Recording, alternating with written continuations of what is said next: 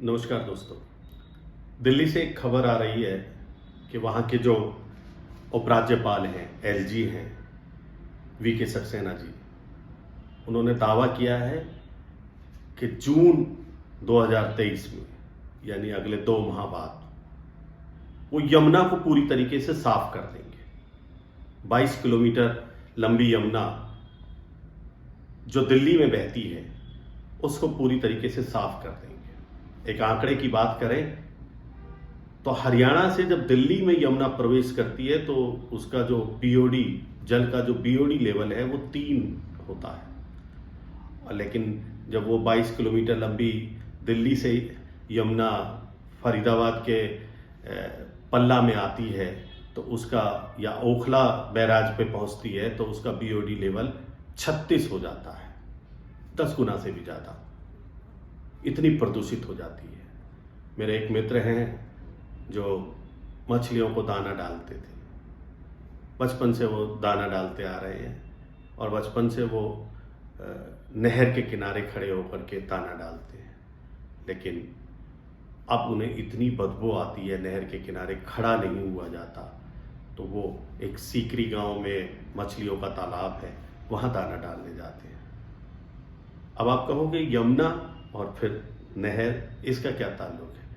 दोस्तों, आपकी जानकारी के लिए बता दूं, वैसे तो सारे दर्शक जानते हैं इस बात को, कि दिल्ली के जो ओखला बैराज है यहाँ से यमुना के जल से हमारी गुड़गांव और आगरा कैनाल, ये दोनों फीड होती है। अब जो गुड़गांव कैनाल है, ये गुड़गांव कैनाल पूरी तरीके से हमारे साउथ हरियाणा को सिंचाई, और यहाँ तक कि गुड़गांव में तो पेयजल के लिए भी पहले इसको इस्तेमाल किया जाता था। लेकिन अब दिल्ली की गंदगी, फिर फरीदाबाद की गंदगी, तो गुड़गांव में पेयजल कहाँ, सिंचाई के लिए भी पानी नहीं मिल पाएगा। यही आलम होता था कि ये जो आगरा कैनाल है, इस आगरा कैनाल से हमारे फरीदाबाद, पलवल और आगरा तक के जो गांव लगते थे वो सिंचाई के मामले में इतने प्रफुल्लित थे कि जिसका कोई हिसाब नहीं। हमारे यहाँ सब्जियाँ सबसे अव्वल होती थी, हमारे यहाँ की फसल सबसे अव्वल होती थी, क्योंकि यमुना का एक तरह से मीठा पानी माना जाता था। हम बिल्कुल उसी बेल्ट की तरह कि जिस तरीके से पश्चिमी उत्तर प्रदेश की बेल्ट हुआ करती थी, गंगा किनारे की बेल्ट, वही बेल्ट हमारी ये बेल्ट मानी जाने लगी, क्योंकि चौधरी बंसीलाल जी ने इन दोनों नहरों के साथ साथ रजवाहे इतने बना दिए थे कि गांव के अंतिम छोर तक, जैसे मैं अगर बात करूं, आप फरीदाबाद के कुछ लोग जानते होंगे तो एक ऐतिहासिक गांव है दयालपुर, वहां तक रजवाहे बन गए। ये पूरे पलवली, वजीरपुर, ये जो यमुना के किनारे के गांव थे, इन सब में रजवाहे बने हुए हैं, पूरे नहर पार रजवाहे बने हुए हैं। तो वो नहरों से फीड होते थे और वो नहर फीड होती थी यमुना से। लेकिन जब यमुना गंदी, यमुना प्रदूषित, तो फिर हमारे साथ, खासतौर पर ये जो दक्षिण हरियाणा है, इसके साथ तो इसकी सिंचाई का, पेयजल का मुद्दा बहुत ही खराब होता चला गया। और यहाँ तक कि हमारी तो धार्मिक आस्थाएं भी, हम लोग वृंदावन जाते थे, मथुरा जाते थे, तो वृंदावन जाने के बाद सबसे पहले हम यमुना का स्नान करते थे, आचमन हुआ करता था। कई संतों ने यमुना के शुद्धिकरण के लिए बहुत से आंदोलन किए, उन आंदोलनों का राजनीतिकरण भी हुआ, उन आंदोलन पर। लेकिन अब दिल्ली के उपराज्यपाल ने कहा है कि भाई इसका श्रेय चाहे कोई भी ले ले, लेकिन हम यमुना को 30 जून तक साफ कराएंगे। ये 30 जून का जो समय दिया है, अब ऐसा नहीं हो सकता कि अब तक हम हरियाणा वाले भी एक काम करते थे कि भाई यमुना गंदी है, ये जो नहरों में पानी आ रहा है ये गंदा है, तो ये दिल्ली की वजह से है, क्योंकि दिल्ली के 26 नाले, गंदे नाले इस यमुना में डलते हैं और उनकी वजह से ये यमुना का पानी प्रदूषित होता है अब तक हमारी। लेकिन आप ये लगाइए, ओखला बैराज से लेकर और फरीदाबाद तक हम भी तो बहुत सारा गंद उसमें डालते हैं। हमारी भी तो गुड़गांव कैनाल के साथ साथ अनेक मलिन बस्तियां बसी हुई हैं, जिन बस्तियों के सारे मल मूत्र गंद हम उसमें डालते हैं। हम भी तो पूरे ग्रेटर फरीदाबाद का जो गंद हम सीवर टैंकों के माध्यम से निकाल करके, वो टैंकर संचालक हैं वो कभी यमुना में, कभी इन दोनों आगरा और गुरुगांव कैनाल में, इनमें डालते हैं। वो बहुत बड़ी चुनौती है हमारे सामने। हरियाणा सरकार ने, खासतौर पर मुख्यमंत्री मनोहर लाल ने, परिवहन मंत्री मूलचंद शर्मा जी की अध्यक्षता में एक कमेटी का गठन किया था। ये कमेटी का काम सिर्फ इसमें दक्षिण हरियाणा के 22 विधायक हैं, चाहे वो किसी भी दल से और पार्टी से संबंधित हैं, उन सबको इसमें शामिल किया। और इनका ध्येय ये था कि यमुना की सफाई कैसे हो, दक्षिण हरियाणा को साफ पानी यमुना से कैसे मिले, ये सुनिश्चित करना था।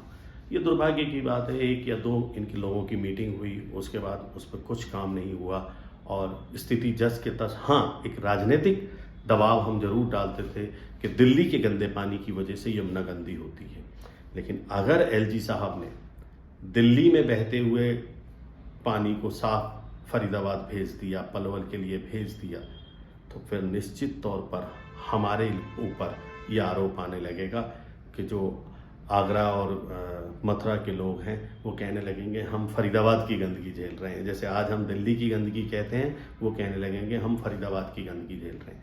इसलिए समय रहते, जब दिल्ली के एलजी 2 महीने में उसको साफ करने की बात कर रहे हैं, तो हमें भी फरीदाबाद और पलवल में जो इसमें गंदगी डाली जाती है उसे रोकने के लिए प्रयास करने चाहिए।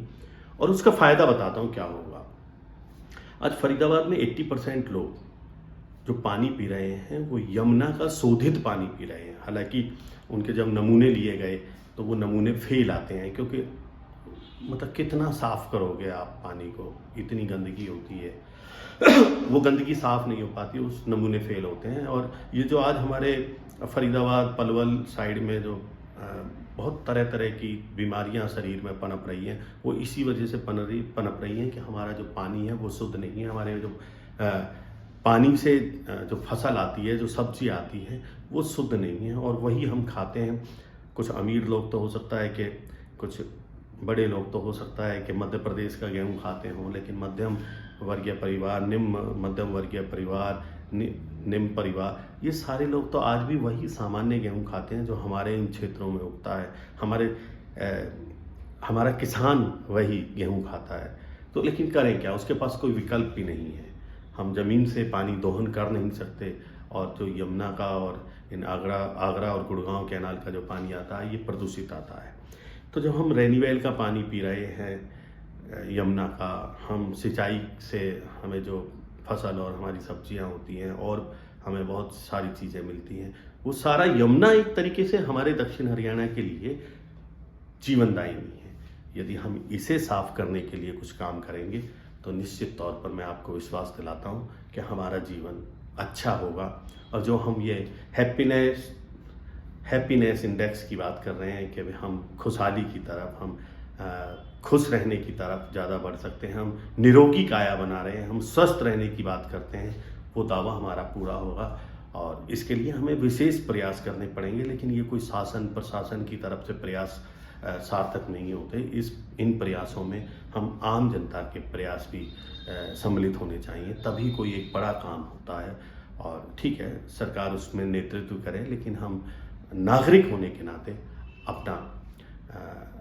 अपनी भागीदारी इसमें जरूर निभाएं। इस बात को करने के लिए मैं आपके समक्ष उपस्थित हुआ था। बड़ा गंभीर विषय है, बहुत से लोगों को पसंद नहीं आएगा, लेकिन निश्चित तौर पर आप इस पर आत्मविश्लेषण करेंगे तो ये हमसे, सबसे, हमारे परिवार से जुड़ा हुआ मुद्दा है, जिस परिवार को हम प्यार करते हैं, लाड करते हैं और जिस परिवार के लिए हम जीते हैं। धन्यवाद।